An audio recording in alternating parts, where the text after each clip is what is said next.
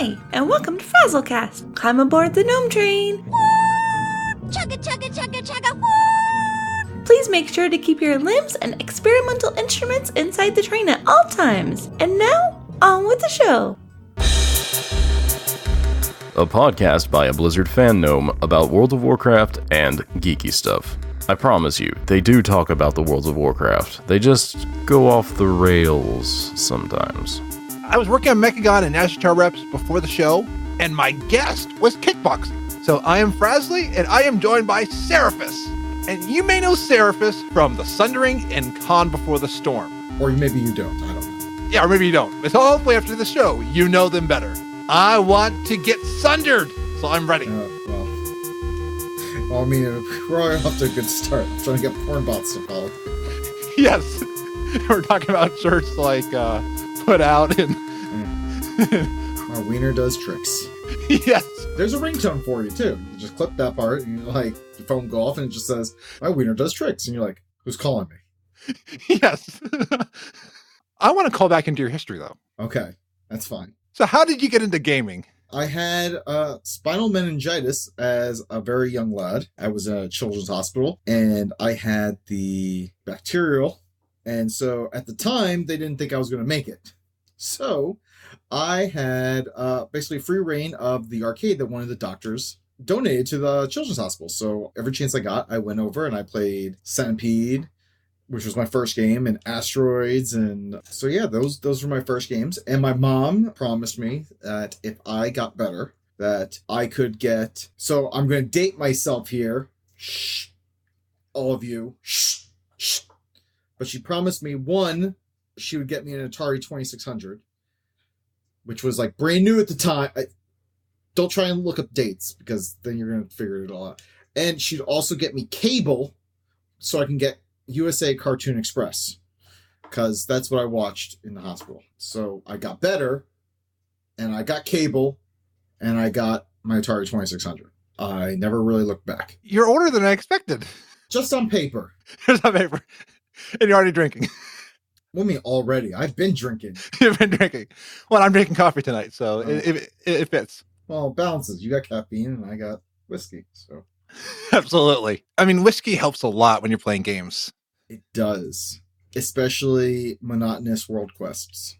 Yes. In World of Warcraft. Yes. So how did you get into World of Warcraft? I was a Warcraft 3 fanatic. I had a friend at the time who worked at Blizzard. They no longer work there. When they were developing World of Warcraft, they gave me access to the closed beta. I got into it there, and I was just like, I was very against MMOs, because I saw in college my friends just like disappear for hours with EverQuest. Literally, we were having a party downstairs, and one of my friends was in line to fight a dragon to just get magic shoes. There was literally a line in the game. That was my experience with MMOs. And before Warcraft, I also played a little bit of Final Fantasy XI. And my experience with Final Fantasy XI was I got all the way up to level 8, and it was a grind. Like, right after I hit level 8, something killed me, and I dropped to level 7, and I turned it off, logged into my account, and said, I'm not doing this. Like, unsubscribed to Final Fantasy XI. But then my friend said, I know you're a Warcraft fan. Check out World of Warcraft. We're working on it. Here's the closed beta. And I did it. I was in the closed beta before they even put talent trees in. Wow. I remember them starting to slowly roll out talent trees, and I remember Hunter was like the last one. But yes, that's how I got into World of Warcraft. I played the closed beta for like a year before it was released. Haven't really stopped. I don't think I've heard from you. Are you going to go back into Classic? I'm in the Classic beta. I played it a little bit. I showed my daughter, who plays the live version now. She has a Void Elf Hunter. So we created a human paladin. First off, for those of you who don't know, my name, Ceraphus, is somewhat unique. Somewhat. There are a few other Seraphuses out there spelled with a C. So I'm in the beta, like first wave here, and I go to create Seraph, C-E-R-A-P-H, because that was the name of my paladin back in the day. The name's already taken. Someone's already taken it. Who takes the name in beta? Like, I added it to my friends list. I have not been able to find them online. Anyway, so I log into Classic. I'm playing Classic with my daughter. I'm showing her, and she's like, this is taking too long. She's like, you should go back to the regular game. So I did. Yeah, so I think I got to like level 7 or 8. So I'll probably play But honestly, I don't know if I'm going to actually stick with it. I'll play it because it's free. If they come out with a classic version of Wrath of the Lich King, all in. And I've definitely heard ideas, like it's one of those that they originally weren't touting it. I've heard rumblings that classic of other expansions could. One of the ideas that I proposed was they should do a classic Burning Crusade, and then you could take your max level classic vanilla character and transfer it over there and leave everything behind, and then you're just over there, or move it eventually over to Wrath of the Lich King, or you can create a brand new character. But yeah, I think they should do that. Burning Crusade was kind of to me. I didn't like the always looking like a clown with all the colored gear. They learned their lesson a little bit with Wrath of the Lich King, and Wrath of the Lich King had the Lich King, which I am a fanboy of sorts. I mean, I got another one. I mean, I can keep going. It's really bad. I have a problem. Is that a Funko or a Cupid Dudley? It's a Funko. It's 2 Cupid Deadlies. And there was another thing that for the Heroes of the Storm thing. And then I got an Arthas figure in my closet. And I got a picture somewhere over there. I guess you kind of maybe see it on the floor. I haven't hung it up because I've redone the room and everything. But I got some Lich King stuff. Oh, and I also got a Lich King keychain, too. Nice! I'm surprised you don't have a Frostmourne. So, I wanted to get one, and I was trying to save up the money to get it. At the time, I really wasn't making that much money. By the time I could afford it, they were sold out and they weren't making them. And then, I keep on looking at eBay every so often, and I'm like, is this a legit one or not? And I can't tell, so, I've never pulled the trigger. I hear that. It's like I want to buy some of those collector's editions of WoW, but I don't know if they are legit or have a working code. I know that's slightly different, but I've got my obsessions, and mine are mounts and codes and game. Yeah, no, I hear you. I got problems. I got 99 problems, but... A goblin ain't one? Yeah, goblin ain't one. Actually, I don't have any goblins, so I don't think. I did at one point. How is the official gnome podcaster you had a goblin? That's sacrilege. I need you to apologize to everybody right now for even saying something like that.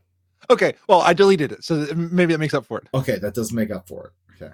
Apology accepted. I was clearing space for all my gnomes. Fair enough.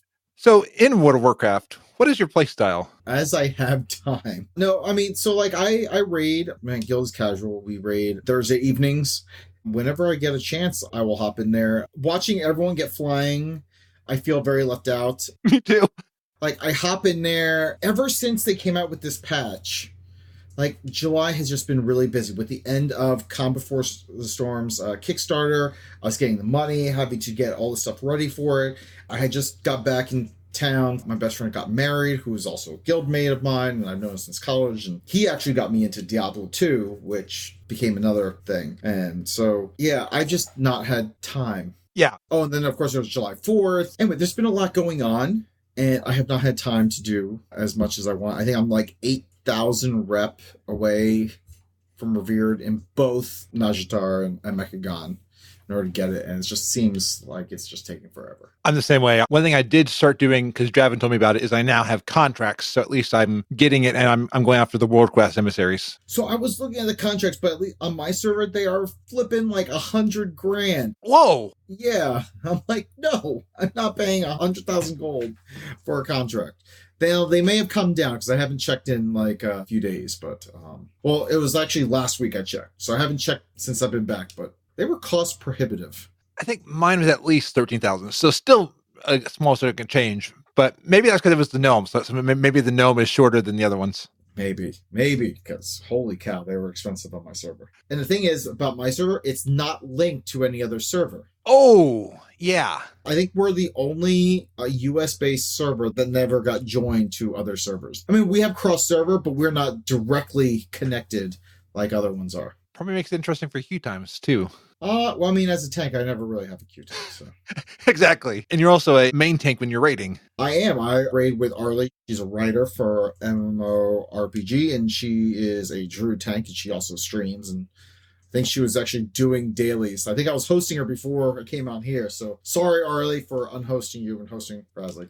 Been tanking with her now for a little bit over 3 years, since the beginning of Legion. Yeah, since the beginning of Legion, because she was a monk before Legion. Yeah, then she switched to her druid. And yeah, so she's been druid tanking, I've been Death Knight tanking, and I've gone through some tanks, and so we tank, and we usually do normal first, get our feet wet, and then we move on to heroic. I'm not sure how far they got on Thursday, because Thursday I left for the wedding. So Wednesday, the first night, we cleared all the way up through Ashvane, Lady Ashvane, on our first night. So I'm not sure if they got Ashvane and moved beyond on Thursday. So I'll find out. So weird about Ashvane. I remember when we saw the opening cinematic, we all knew Ashvane would be a raid boss. And it's so cool. It's be like, yes. She got very tentacly. Oh, This is the tentacle porn expansion. it is.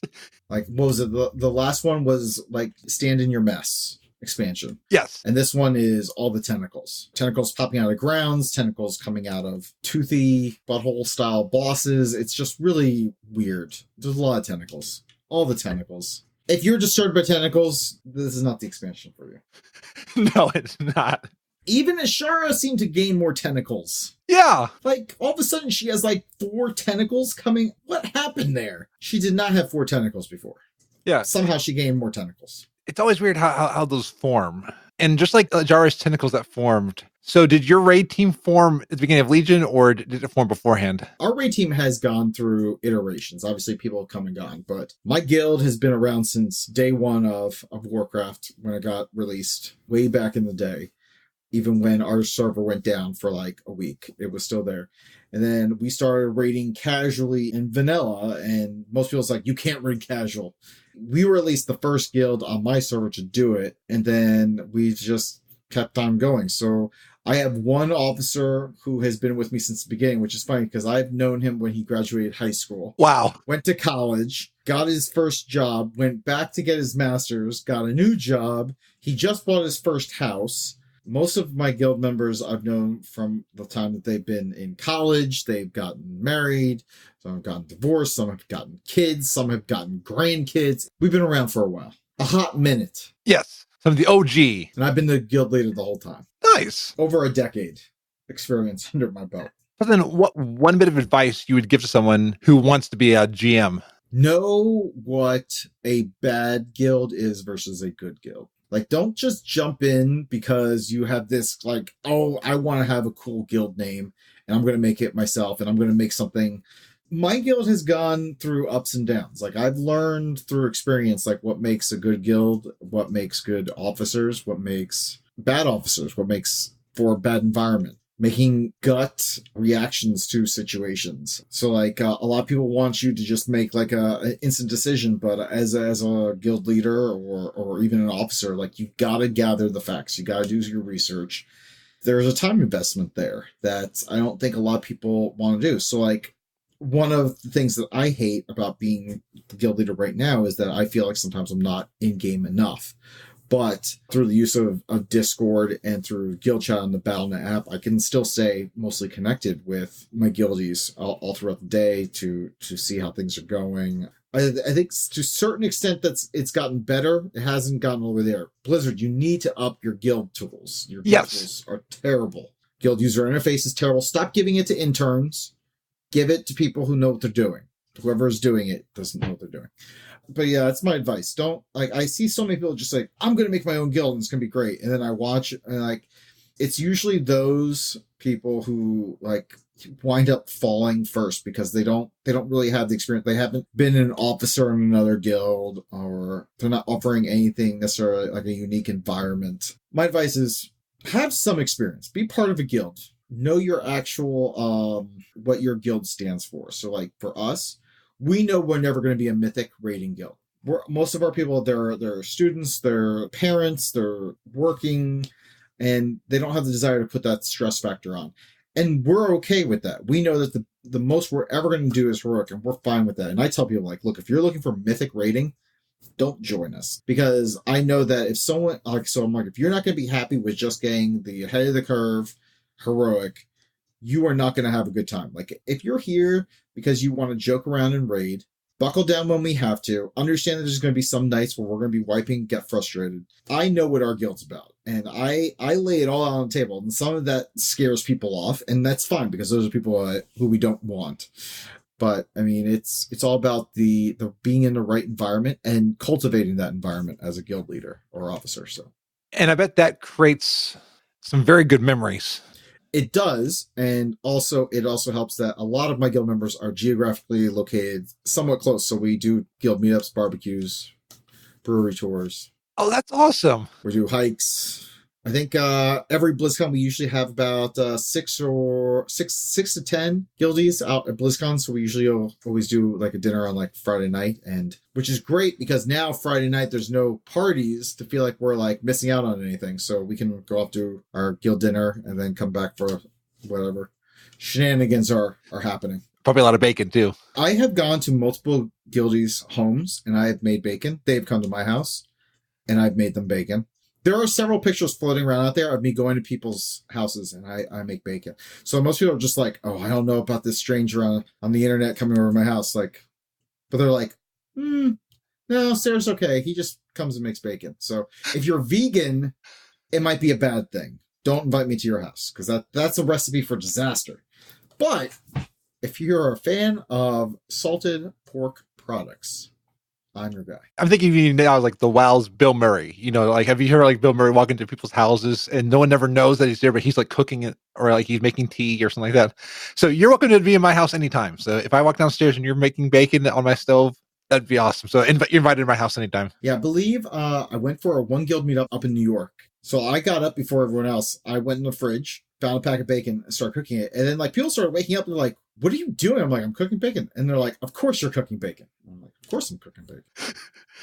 I usually have a Super Bowl party. Guildies that come over and like sometimes they're disappointed when not every single dish has bacon in it. And like, look guys, you can't have everything with bacon in it. You have to have some dishes with bacon in it and some without. But yeah. I mean, there has to be a 50-50. Absolutely. Or 70-30 split. Can't all be the good stuff. You have to have some of the stuff that like the vegetables and the fruits and stuff like that. Well, sometimes we will wrap fruit or vegetables in bacon. We've done that. Oh. I mean, there's... But that's okay. Yeah, that's absolutely. Okay. In fact, we even put candied bacon. It's a chocolate whiskey marshmallow bark with candied bacon. I've done that before, too. I was just about to ask you about dessert. Okay. Yep, there you go. Yum. I've also done just a beer and brown sugar baked bacon where I baste the bacon with beer and brown sugar and I bake it until it's like crispy and it's like kind of, there's like this nice, it's almost like a syrup. The beer and the brown sugar like caramelized into a syrup. It's good. Oh. You have to trust me on this. I'm going to have to stop this podcast now and just go and eat bacon. You know what I'm doing. Yes. Oh, absolutely. And now it makes even more sense why I see those bacon loyalty points. But because I was watching the Sundering one time and I saw all these loyalty points. Bacon bits. Yes. So what is the Sundering about? So the Sundering has definitely changed over the years. So, I mean, it started off with two of my guildies, Ray and Zia. So Zia, who I continue to do Calm Before the Storm with. Ray has moved on with real life and has stopped podcasting. And Zia will sometimes come on every so often. But, I mean, even life has diverted her away from podcasting for the most part. But the Sundering was really just, we wanted a show where we're just like, we wanted it to be like, our guild's chat, because we felt our guild's chat at the time was very unique in the fact that it was just a bunch of shenanigans. Like we'd go off on tangents talking about like some of the things that we liked, and we just get weird about things, and we kind of kept that going because we didn't think anything of it. And we joke that there's a whole bunch of podcasts out now that are just like, oh, look at us, we're like edgy and we say crazy things, and we're like, all right, well, I mean, been there, done that, but you know, kudos to you guys for taking over the torch. So I mean, now even on my stream, like, I mean, I say what's on my mind. I don't filter myself. I've been doing a very good job filtering on your show, by the way. So I appreciate that. No problem. Like, though, if you need help creating like one of those censoring tones, I got a whole bunch. I know how to do it. You know, one of my favorite things I used to do was unneeded censorship. I would have someone say something completely normal, and I would just put the censor like tone like over certain parts of it, so it sounded a lot worse than it really was. What was it? I had Femless on once, and he was talking about taking his son to college. I just used the tones a whole bunch. And then, like, when Twisted Nether had, like, I think it was, like, their 300th episode, because they're a clean show, so I sent in a thing just congratulating them. Like, I was like, oh, and Finn was that first time we met, and you came up, and it bleeped me, and then... So they played that on their show, and it was funny because I sent them that version and I sent them the unbleeped version to find out what I actually said underneath the bleeps. But that is awesome. Yes, see, just like that, except I would say like perfectly normal things, and I just bleep things. You just add the bleep over certain things, and it's just like now it sounds dirty. Yeah, like shenanigans. It's Sundering is shenanigans. It's if you're just going to have a drink and mess around with your friends, that's what the Sundering is. One thing I see it on the realm maintenance list, and Rose talked about like podcasts that are either General Blizzard or WoW. What would you say you cover? We're probably General Blizzard. Like, we started off as just Warcraft. But, I mean, quickly, we started playing like things like, StarCraft and Diablo. And then Heroes of the Storm came out, and that was big. And we were playing that for a while. Then Overwatch came out. So, right now, I'd say we tend to at least I tend to focus a lot more on Warcraft and Overwatch than anything else. Diablo is, honestly, it's a little stagnant. Heroes of the Storm, let's be honest, Blizzard essentially killed that off themselves. Even though they're trying to keep it alive, it's not going to work. So, Warcraft, Overwatch, and Warcraft 3 Reforged, I'll probably be streaming the hell out of that when that comes out. I already have it on pre-order. It's the same. I do that at least for the WoW shiny of the meat. Yeah, that meat wagon. Yes, it is so much fun just storing that meat. Warcraft 3 Reforged is supposed to release by December 31st. Was this supposed to come out this summer? I think at one point it was, because I think it was last December. So many people were saying that probably at BlizzCon, we're going to come on a stage and be like, and by the way, Warcraft 3 today. Here, I'm going to put a little kibosh on that. They're not going to release the game any day that BlizzCon is. They'll release it the day after BlizzCon is over. They'll release it on that Monday or the Tuesday. Why? Because all their staff is there. Everyone needs to just like chill with the today. Like maybe you could play it today, but they're not going to release a game when like 70% of their staff is manning BlizzCon, because then they have to do support for it also. Like look, everyone, like it's for anything. Like you'll get the patch after BlizzCon. You'll get all these things like after BlizzCon. Like everyone just settle down. Like I want one person to tell me one thing that they released at BlizzCon that was live that same day, because I don't think there was anything. Oh, I know something. No, this is a very bad joke. They released the Hounds of Fans when they didn't talk about Diablo 4. Oh, well. That was a very bad fun. But there we go. I'll do my own sound effects for you. Yeah, that was bad. Like whoever planned all that out, like the mobile game should not have been on the main stage. No. Like they should have announced it as like a side thing of what's coming up with Diablo. Because, Destiny 2 was released as a free gift before the con. Yeah, it was one of those reading the room, did not read the room. No, so Elder Scrolls, when they released the teaser trailer for their next game, what did they do? Did they show game footage? No. You know what they did? They did a flyover of mountains and trees and in the sky. Nothing. They said nothing about the game. They showed you nothing, and everyone went nuts. Yeah. All you had to do for Diablo is show a flyover, a sanctuary, and done. People's like, and all you had to say, we're working on it. More details next year. And that's it. Like the crowd would have gone nuts. Oh, absolutely. And that's it. That's all you had to do. You didn't even have to release anything. You didn't have to show anything. Nothing. And then you just say, oh, we got some more Diablo news. Stay tuned for the next Diablo panel. Not on Diablo 4, but we got some other Diablo news in the works to kind of try and tide you over. That's all they had to say. Yeah. That's it. And then like the whole room would have lost their collective bleep. Yeah. Exactly. It takes experience though, but Blizzard's had the experience. The problem is they're letting go a lot of their PR, their marketing, their community-driven people to cut costs. And look, I understand all companies do this. Yeah. It's normal, but I think they've gone too far to one end with certain aspects of their team. No es bueno. I never had the Blizzard connections for podcasters, and now I understand that no one really has it. I mean, maybe some people might still have it, but we're on our own. We're kind of like, I feel like in a way, a lot of podcasters and streamers and YouTubers we're now the marketing arm for Blizzard. We are, but at the same time, Blizzard used to focus on big, medium, and small, whereas now their only attention can be placed on big. That's a shame, because one of the things that I've seen with the Warcraft community is sometimes people who grow up with a small streamer or podcast that gets bigger, they'll stick with it because they're part of that community. However, someone coming in feels kind of lost. Yeah. Not everybody, but some of those people want to find the next big thing. So like they'll come see your stream, or they'll see mine, or they'll go like check out other people's streams.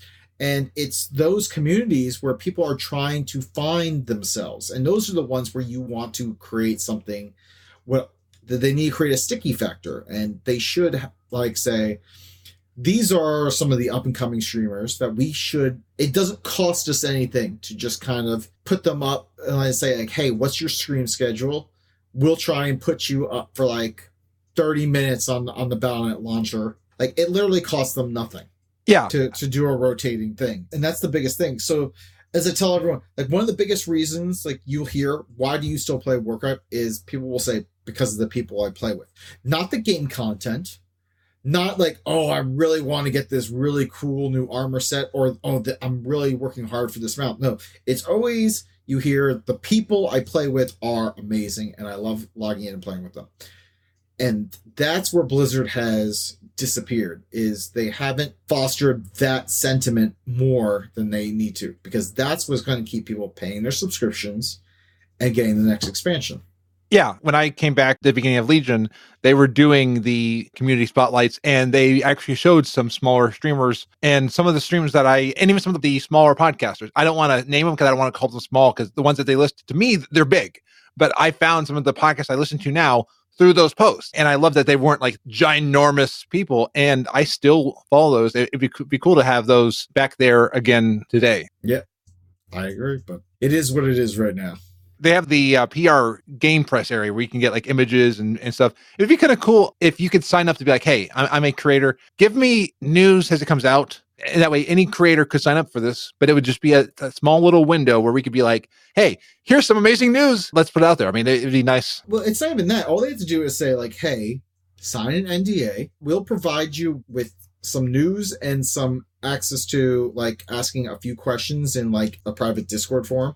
You cannot share any of this information until we give you the go ahead. It's that simple. I know that because my company gets people to sign NDAs, and we'll give them information for the press and like what we're going to be doing, and they can't release it until we give them the go ahead. Blizzard could do the same thing, like, and they're like, okay, you can start releasing this information as of 11 a.m. Eastern on Wednesday.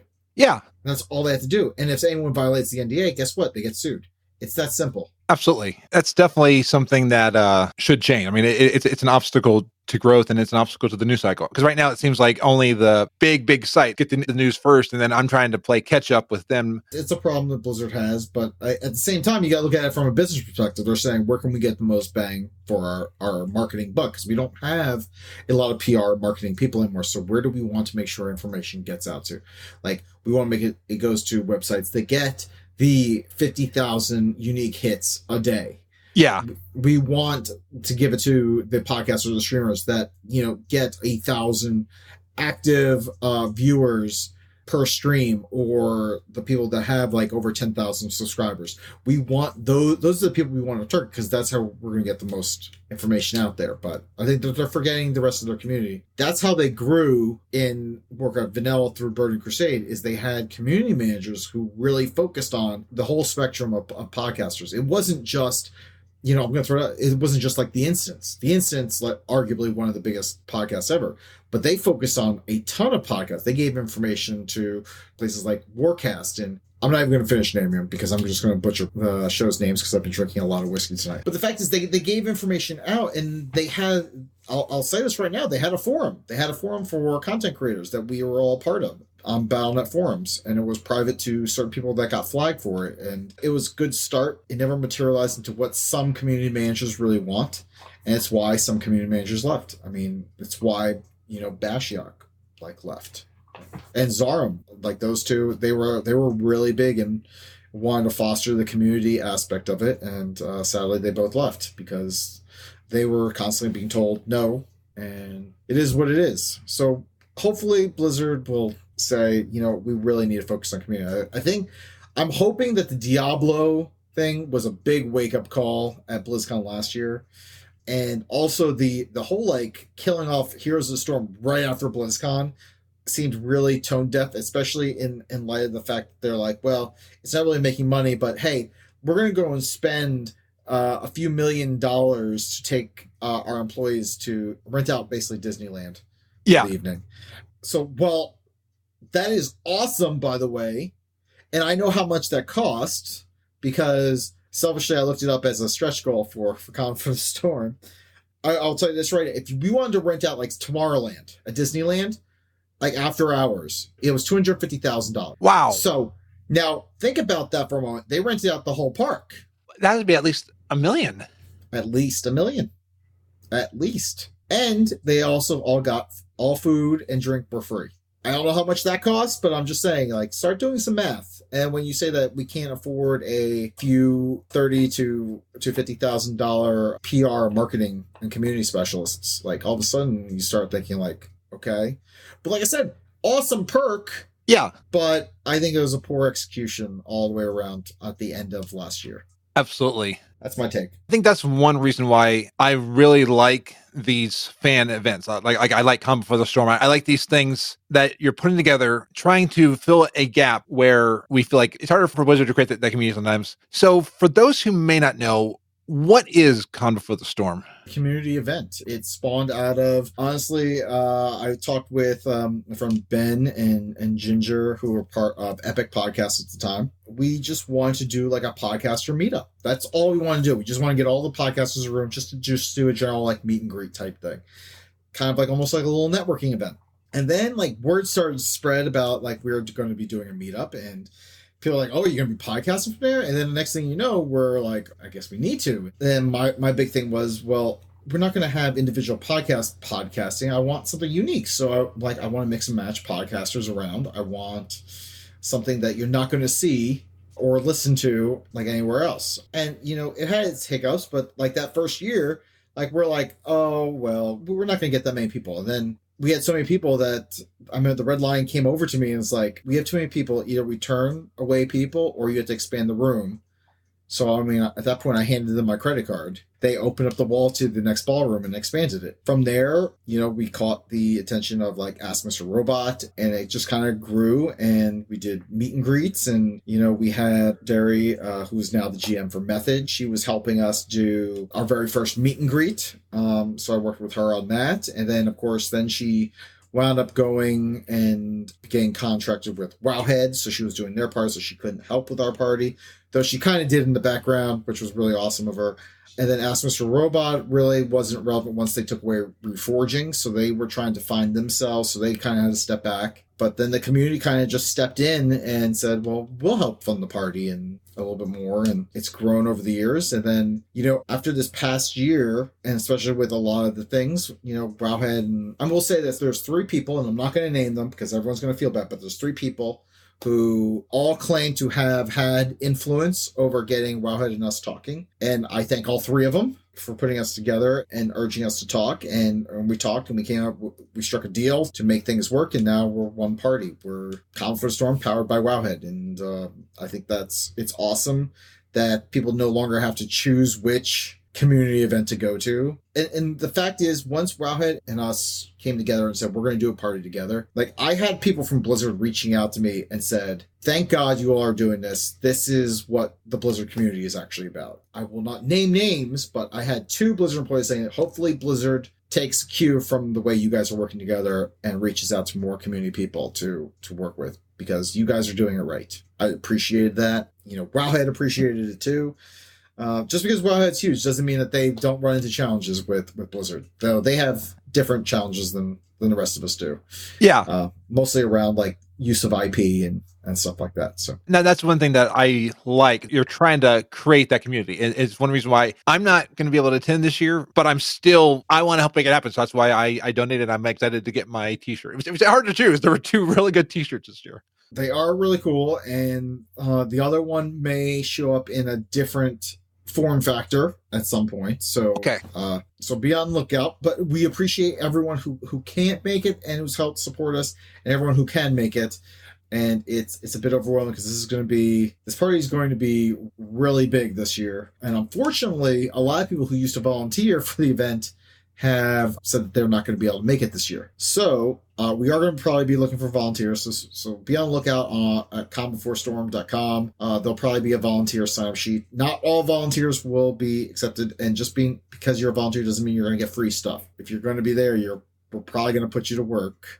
If you get free stuff, that's great. If you don't expect it. As I tell my kids, don't expect things, but if you get something, be grateful. Yeah. But yeah, I mean, right now, it's coming along. Right now, we're very focused on Kickstarter redemption. No one else knows this. This is breaking news for you all. We're trying to find video of some of the Wowhead panels from last year because we want to show the AV company that we're trying to contract with to say we want to do something similar, but we want you to do these things different than what happened last year to make it better. So the idea is that while we won't be streaming any of the panels that we're going to be doing, we do want to do video recording that will go up on YouTube and or like Twitch or whatever at a later date after the event. So we do want to capture some of those things and get those videos up. That's what's going on right now. And yeah, I just, like right before the show, I just sent where I had a whole bunch of numbers for pins from the redemption that they need to send me so I can put it in people's goodie bags and send them out. And I will tell you that we are finalizing details up on getting the shirts printed as well. Nice. Because I've got a place, I think I'm right here. I've got a place for the pin. So I'm excited. There you go. We had a lot of pins. I was like, just doing the counts of the pins, like, holy crap. We have a lot of pins that we like giving away because like Wowhead donated the BFA pins. They donated some of their holiday pins. They had some bonus pins. And then they also gave us a whole bunch of Heroes of the Storm and HOTS pins for the add-ons. It was a lot of pins. And then, of course, we hit a stretch goal to actually make the dwarf on the rocket a pin. So nice. That's happening. So So we actually already contacted the company. Those are actually in production right now. So we have that going. I think we've placed the order already for the Velcro patches, the wristbands. What else did we place the order for? The backer ribbons. Let's see. Everyone who got like a custom badge from your Seppish or egg dishes, those emails have already been passed off to the artists. So they're good to go. We're almost done setting up the online art gallery for the tiers that get early access to that. And then I'll be sending out forms to select. They're 8x10 there. We're finalizing up the art print packs. We're doing that as well.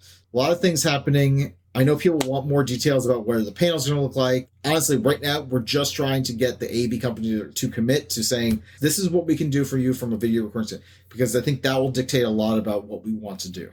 I think what's cool about this is it shows a sliver of all the things you have to do to get the con going. I mean, just the fact that I've learned that for enamel pins, you have to make sure a mold gets created. The companies that do this are over in China, so you have to deal with Chinese customs and also all the new tariffs also over here. So that's fun.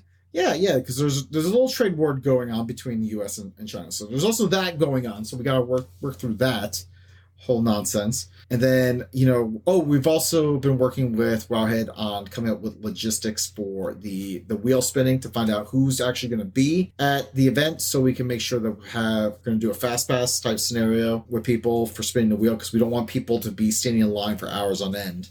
We want to say, hey, come at this time so you can spin your wheel and then you can move on and go enjoy the rest of the party. But yeah, I think we have like over 400 pieces of art identified from artists already. Wow. Yeah. And we don't have all 400 pieces in the art gallery because we are also trying to figure out, okay, well, how many pieces, because we want to expand the art gallery. So we had to rent false walls that we can set up in the area. And then we have to figure out how are we going to hang it on those false walls. So we know how to hang it on the other walls. And then how many pieces can we hang? So it's a lot of logistical planning that's going on. And then And I know that Zia is just going to shoot me because we still get artists still replying even today.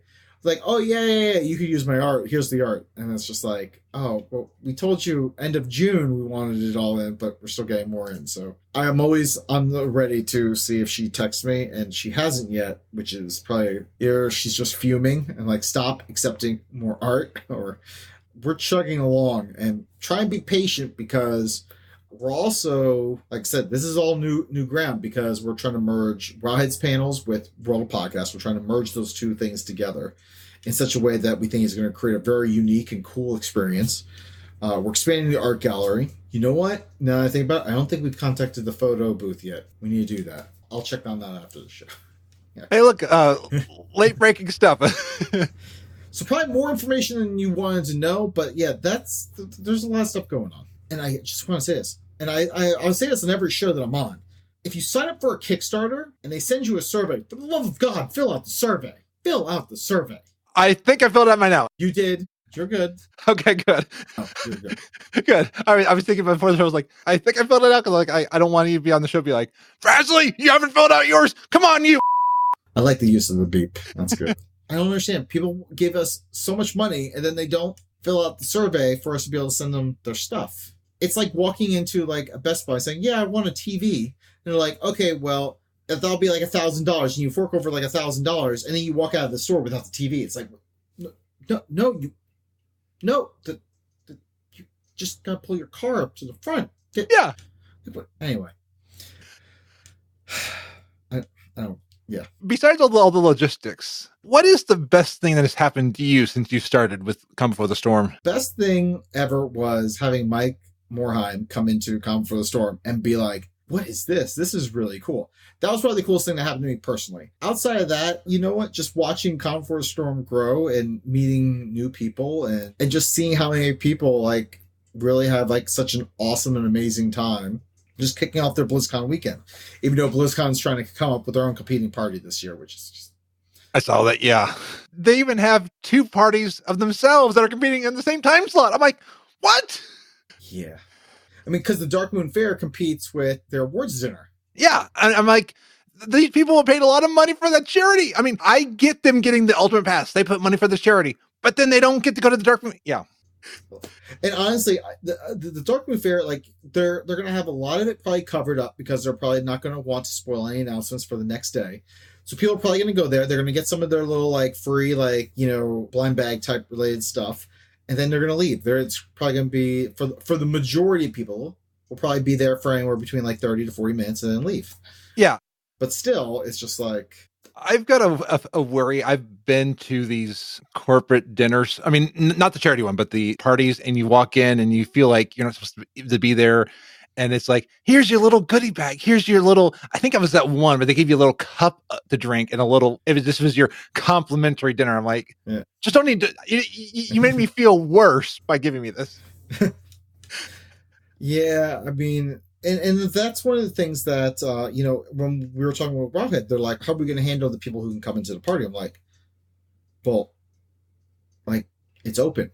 Like, what do you mean it's open? Like, there's no more registration lines. Like, if we do this with you guys, kill your registration line. You're not going to do them anymore. They're like, what about like a VIP line? I'm like, nope, all that's gone. Like, don't worry about it. Just let people come in. It's like, but what about other people back to Kickstarter? Well, I'm like, we'll do something special for them. They get extra goodies. If we get enough money, we'll do the wheel spin. And then we'll figure something out to make it beneficial for them. But it won't be for everybody. That will be exclusive. But everything else for the party will be open. And they're like, and that's one of the things that I've always wanted Come Before the Storm be, is something that everyone kind of can just walk into and enjoy and not feel like, oh, am I supposed to register? Am I supposed to create a ticket? No, just come in, enjoy yourself, have a good time. No wristbands, no standing over behind velvet ropes, no staring at VIPs in some special green room. No, none of that. Even the meet and greet, like, you know, some of the most popular people at the meet and greet don't even sit behind their table. They get out in front and they meet with people. And some of the people who, Christy Golden last year, who got out from behind the table to actually shake hands and hug people. And Bajira and Workout Jen, very much like that. Telson and Viddle also, same way. They're out in front of their table. They're meeting people. in our process, she also hosts a lot of esports. She's always out there like meeting people, and it's great to see those people because, like I said, they're not hidden behind something where you have to get some special access. It's just getting, and that's probably those are our biggest lines, is to meet some of these like community casters and streamers and personalities that last year Telson and Vittle's line was so long, they stayed longer. And it's funny because they should have been over at Wowhead's party, and I think like vice versa, that like other people were at like Method, some Method was at Wowhead's party and they didn't get over to ours in time. So this merging, I think, is just going to help everyone out. It's going to create a lot less conflict, and it's just going to kind of bring the community together. Absolutely. In a much better way. And I can't name something because off the top of my head, but I know people who have attended and also been part of it, and they said it is one of the highlights of BlizzCon for them is Come Before the Storm. That makes me happy, and that's why I keep doing it. I joke around every year. I'm like, all right, if Kickstarter doesn't fund this year, like I'm out. Like it's done. Like it's, and every year I say that, like we always fund. And it's funny because the Kickstarter is like one of the most stressful times for me because I have spreadsheets upon spreadsheets to plan it all out, figure out, okay, we need this much money. Like if we make this much, this is how much we can actually spend on the party. This is how much we have to spend on redemption. This is how much goes to taxes. This is how much goes for here. And like, I'm just like, oh my God, we have to raise so much money just in order to make this happen. Costs keep going up. Like this is never going to happen. And then like this past year, Merging with Wowhead, we funded in like 18 hours. Wow. Yes. And that was incredible. Then it just kept going and going. Like I'm getting a pint glass and I don't drink.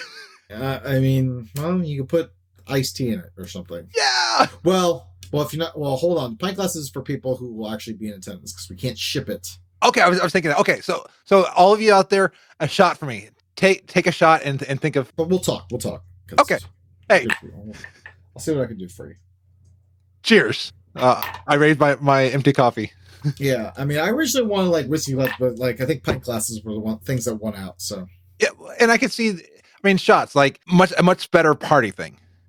Well, shot glasses would have been easier to ship, but pint glasses ultimately won out, which is fine. I'm fine with pint glasses, but it was one of those things where I had to say, like, if we're going to do pint glasses, we can't adjust the shipping on the Kickstarter. Like, that's already done. So yeah, the only thing we could do is physically hand it out to people. So we have to put that down as a disclaimer that the pint glasses for pickup only. Which is smart. I mean, and yeah, you don't want all those broken glasses. I think Blizzard has, from the gear store, people have bought their glasses, and I hear from different people that like that it breaks in shipping sometimes. Yeah, I mean, even like some people, like some of the tiers will get the Wowhead Rocket plush. Like once again, the amount to ship a plush like this size is ridiculous. Like it doesn't seem like much, but shipping this, because we're not like an Amazon or like a large, this would cost probably like $20 to ship. And that sounds stupid, but that's $20 just for this, not for everything else. So we'd have to adjust shipping and it becomes a nightmare. So that's why we specifically put for the plush is like, if you get back a tier with a plush, like you have to pick it up. I get it, because you're not a big enough quantity of a customer. I mean, Amazon can ship out as many as they want, because they're Amazon. They have all that the channel. Whereas since you're a smaller fish and you're a smaller bacon, a smaller bacon. Yeah. How dare you, sir? I'm big bacon. Big bacon. Okay. Yes. But I don't bring enough money to the United States Postal Service to accommodate for cheaper shipping options. Yeah. So you aren't plush with cash. I am not plush with cash. And you do a lot of really cool things, and these require you being in the spotlight. So how did you overcome the fear and the little voice in your head to tank, podcast, run a guild, and help run Con Before the Storm? It's just one of those things where like I'm just kind of fine with it. I've never had like, oh no, don't do that. I'll just do things, and sometimes to my detriment, especially in college. Thank God social media really wasn't around in college. Kids these days, they're in trouble. Oh, they really are. Like I was actually talking with a friend. I'm like, can you imagine in high school if we had social media? Like we'd be in jail. We'd never would have gone to college.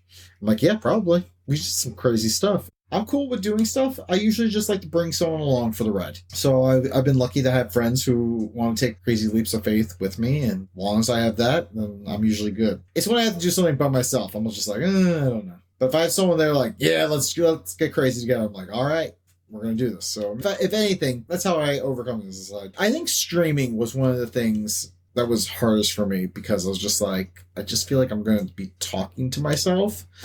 Like Allie, who's in your chat, who hangs out in my chat a good bit. Like, I like interacting with people who are in the chat room. So that, Me too.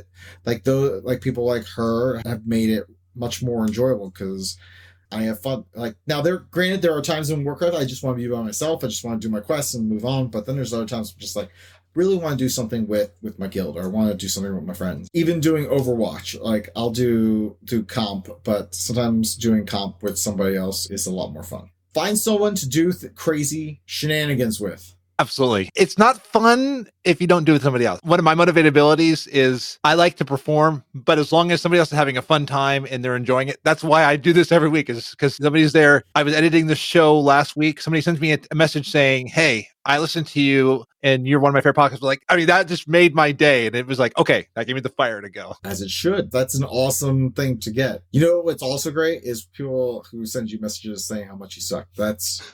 Like, on the Sundering, when people actually sent emails into shows instead of just hopping into, like, their Twitter and telling them that they suck. Like, we used to get, like, some emails of people, and, like, I would read them. And then we would make fun of them for bad-mouthing us. So, I mean, you gotta take the good with the bad. And the great thing is you're getting a lot of the good. But, like, when and if you ever get the bad, embrace it, laugh at it, make fun of whoever, like, took the time out of their day that they felt the need to do that. Because... even so, you affected their life in some way and to force them to do that. So kudos to you. So remember that. Don't let other people's negativity bring you down. Make light of it. Make fun of it. Keep moving forward. Oh, well, I did have one early on in the show. Somebody like, hey, I don't like blah, blah, blah, blah, blah, blah, blah, blah, blah.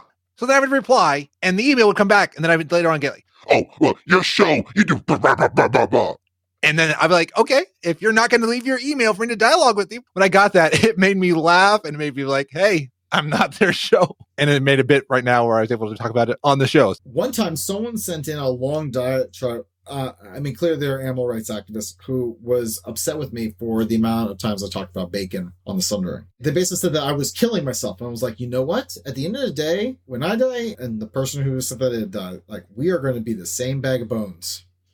It's all the same. Yeah. Like, whether I die at 70 or 72 because I eat a pound of bacon almost every day. But that's not the point. And plus, if you're going to live longer and not enjoy bacon, unless you're vegan or a vegetarian, then what's the point? I mean, enjoy life. My doctor told me I need to stop drinking coffee. And I was like, okay, but I love coffee. And they said, okay, well, just know that you might have, and they listed off them to disease. Like, okay, I will try to moderate it sometimes, which doesn't really work. If my doctor's listening, hi, doctor. I mean, my doctor one time told me, like, oh, you should probably cut back on the bacon. And I was like, how about no? What else do you got? I literally said that. And so we came up with a different plan. So a lot of people just think that you gotta, like, take your doctor's, like, advice as is. No, you don't. Okay, so. Not at all. Feel free to push back. You want your coffee, Frazley? You drink your coffee. Okay, I will drink my coffee. Absolutely. Oh, you're out of whiskey. Well, that's good because I got one more question before I send you off. Okay. What would you say is the craziest thing you've seen at Con Before the Storm? Oh my! So we have a photo booth. I don't post all the photos up on Facebook. Probably why? Because I can't. I believe Con Before the Storm's Facebook account will probably be shut down. I mean, some things I could probably post up on, like, say, Pornhub, but... Wow. I'll just leave it at that. Wow, that is definitely crazy. There's some freaks out in this community. And you guys are awesome, and I appreciate the gratuitous pictures you leave behind. And I'm the only one who gets to see them.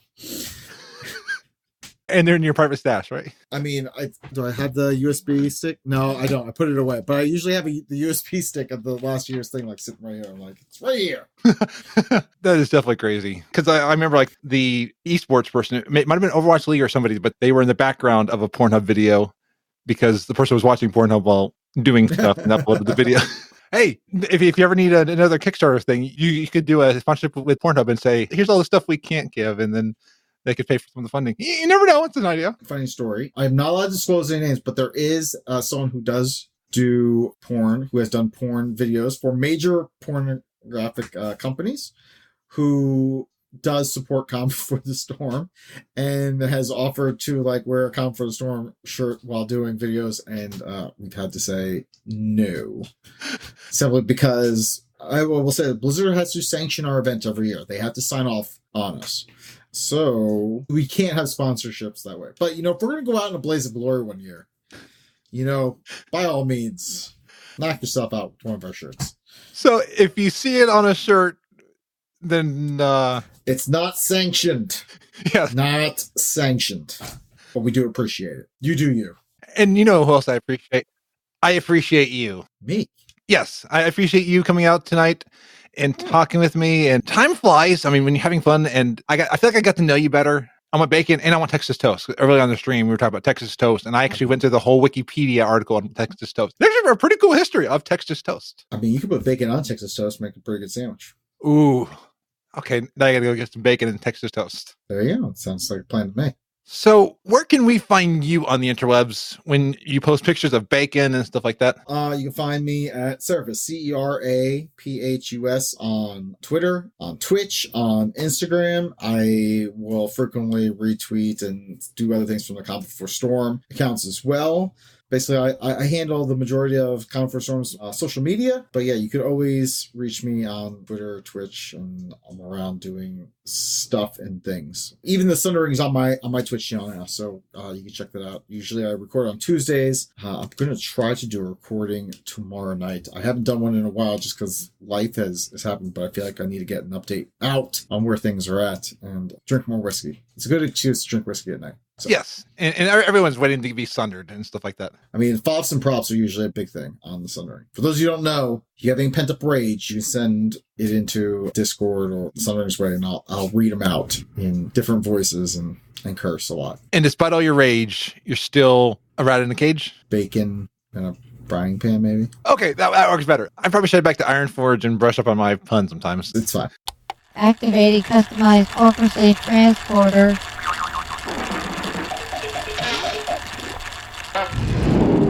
Well, I am back at my home of Ironforge until we one day reclaim Nomergon. Let's look at what has been happening in the community. Awesome, let's do that. So I caught the scent of a really cool person in our community, a user named @AlchemyVendor. They started following the FrazlCast account, and they are really cool. They are creating scents that smell like Warcraft. There is a store coming in September. They're having a giveaway, and it is the pinned tweet on their profile, and winners will be selected on August 4th. They have a description for 2 of their scents on their profile, like one is Surmar and one is Monk. Hey, the good thing is I don't think it'll smell sweaty. And I got some cool news about the conventions. So, DitchCon 2019 has been funded! That means on Wednesday, October 30th, from 9 p.m. to 1 a.m., people will be chilling like a villain. I'd use that old phrase. I'm a 90s kid. I called something fat recently with a PHAT to signify cool. And as you were hearing earlier, Calm Before the Storm is in Kickstarter fulfillment mode, and they are also doing logistics planning. Seraphus said keep an eye out on the CBTS social media. I will keep all 3 eyes out there. I mean, I only got 2 eyes. I don't have the gift of this off.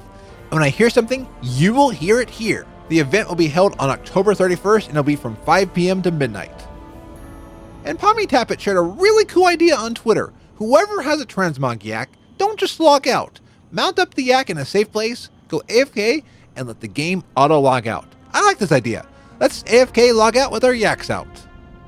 One of my favorite artists on Twitter is Fableina, and they have released an art book. Volume 1 of The Art of Fableina is a collection of sketches, paintings, and designs.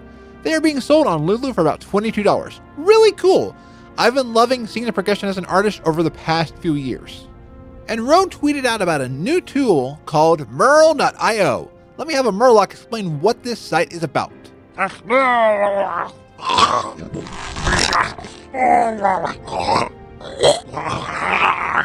sounds exactly right to me.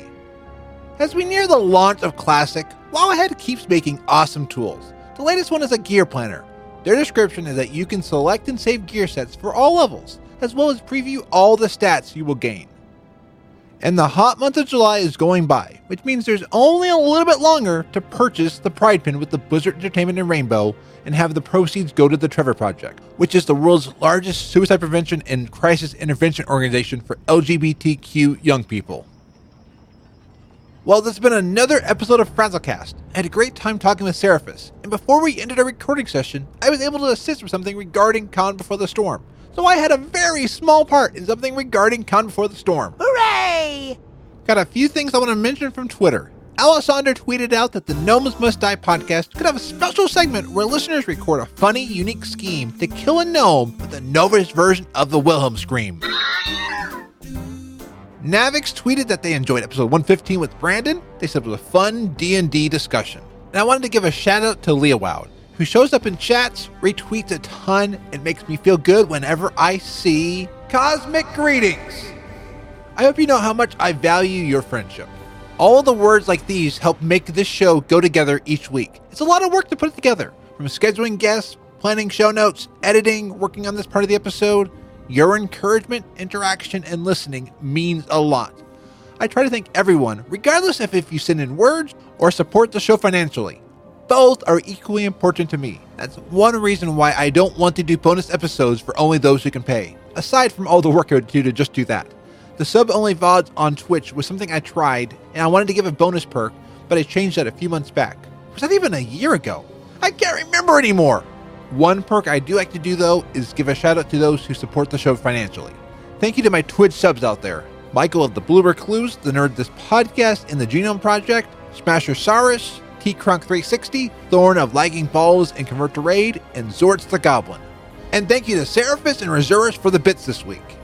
If you want to support the show financially, please go to support.gnomepodcast.com. All of your support goes up supporting this labor of love. 3 final things before I head out. I was on Epic Fail Podcast 197, Long May He Reign. That was a blast, and I thank Draven for having me on when he does. I always enjoy hanging out with him, even if he may think that I'm crazy, which I am.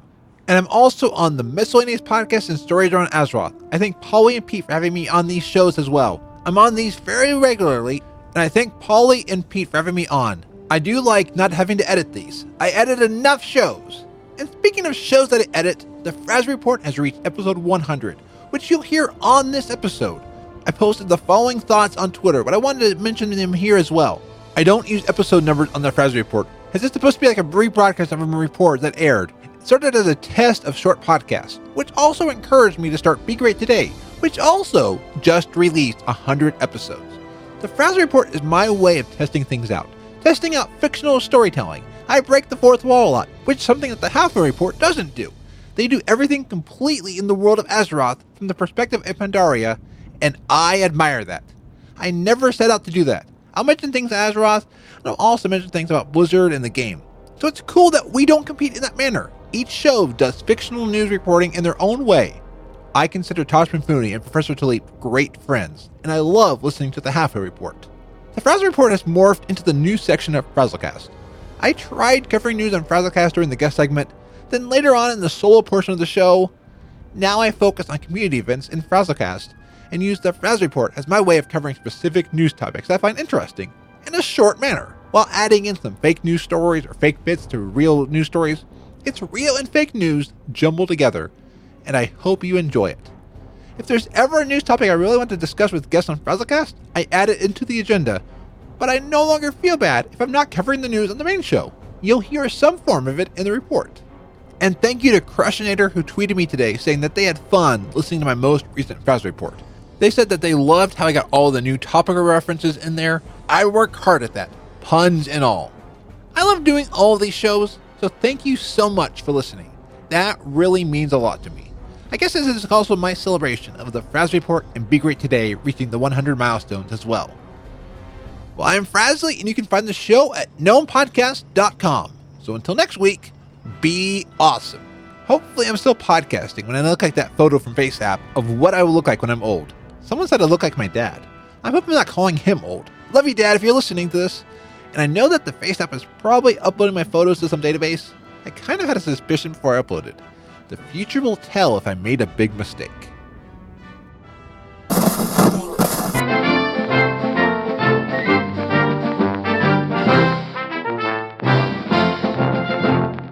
Welcome to the Frazley Report, a short broadcast by me, the Austin Gnome, about the World of Warcraft. So a person posted on Twitter about their ordeal of getting to Mechagon. They were trying to get to the island, and instead of Mechagon, Google Maps took them to Michigan.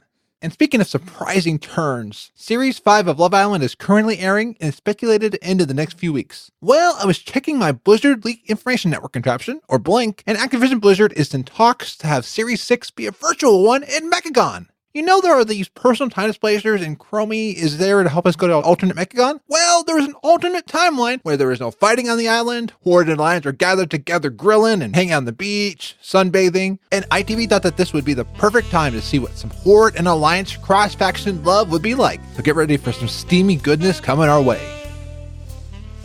If hot romantic Love Island action isn't your thing, then maybe the Auction House Dance Party is for you. Weird Al is on his No Strings Attached tour, and he has planned a special visit to the Auction House on July 22nd. Other former BlizzCon bands like Muse, The Offspring, Linkin Park, Train, Lindsey Sterling, Tenacious D, and others will be in attendance for this special dance party concert. Apparently Blink-182 declined to attend. We reached out to them on why they decided not to come, and they said, give me one good reason. I guess maybe it was something in the negotiations? I mean, never forget, it's all the small things. But the only thing that matters is that this will be an epic party.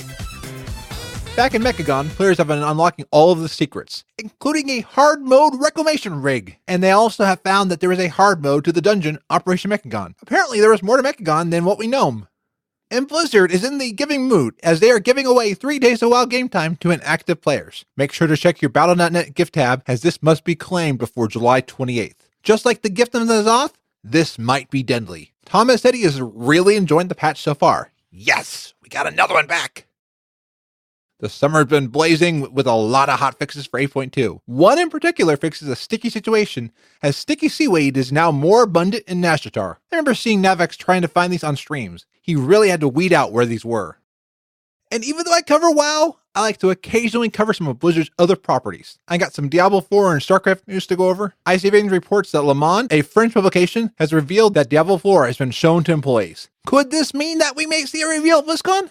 And StarCraft has got animated with a new $10 add-on being sold by Blizzard. The description states that StarCraft cartoon reimagines every unit, structure, map, menu, and mission with the beloved style of Carbot animations. Add a whole new look to the epic single-player campaign, take the Cartoon Mayhem online, and go head-to-head on the multiplayer ladder, or join your friends for your favorite custom game, even if they don't own StarCraft Cartoon.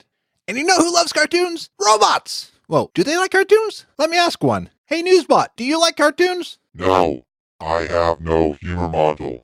I only exist to collect the news for you. Ah, phooey. I guess I was wrong. But maybe you can ask robots yourself, as you can now enlist to play against Google's DeepMind AI in the competitive ladder in StarCraft. Apparently, you won't know if they're playing against Google's intelligence. They won't be learning from players on the ladder, though. They've already been watching. Always watching. But this is just to gauge the effectiveness of the system. And finally, back in WoW, Mythic Eternal Palace and Elfar Wing 1 open on July 16th. This wing includes Abyssal Commander Savara, Blackwater Behemoth, and Radiance of Ashara. The world's first kill of heroic Queen Ashara was claimed by Strawberry Puppy Kisses. Sadly, Blueberry Kitten Licks was behind. The raid lead for that one said it was like herding cats. And the Mythic race for World First is heating up with separate coverage by Method and Red Bull, who parted ways right before this raid. So plenty of coverage to watch. Who knows? Maybe Bumblebee Honey Buzzes might win the Mythic race. Time will tell. And time will tell what happens next with the story, as the cinematic for the end of the raid has been released. I've seen it, but I won't comment here. You can listen to an episode of Stories About Azeroth that should be out soon, where I'll talk with Pete about a cinematic. I mean, I think we're going to talk about it, unless I misheard and then I got it wrong. My short memory sometimes. I can't remember what I ate for breakfast. I think it was good. But now it escapes me. And you know what else escapes me? The time, as this report is now over. So until next time, be awesome. FrazlCast is a fan podcast that covers Blizzard games. We are not affiliated with Blizzard Entertainment, Inc. Views expressed by the hosts and guests are their own. Some of the art, music, and sound effects come from Blizzard games and are owned by Blizzard Entertainment, Inc. No copyright infringement is intended. The Gnome Train Intro is by Allie of Dungeon Fables and All Things Azeroth, and the opening music is by Brandon T. Blaylock. This show is brought to you by Dragon Powered Studio. Find more at dragonpoweredstudio.com.